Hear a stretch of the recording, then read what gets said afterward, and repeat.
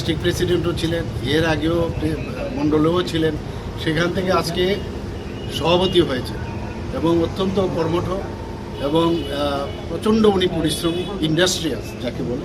এবং আগামী দিন উনার নেতৃত্বে ভারতীয় জনতা পার্টি এবং নতুনভাবে নতুন উদ্যোগে আমাদের পার্টি আরও সংগঠিত হবে এবং বিশেষ করে সরকারের যে কাজ সেগুলো যাতে পার্টির মাধ্যমে সেগুলো মানুষের কাছে তুলে ধরে, সেটা আমি নিশ্চিত যে আমাদের নতুন যে সদ্য যিনি আমাদের সভাপতি হয়েছেন অভিষেক দেব রায়ের নেতৃত্বে সেই কাজটা হবে।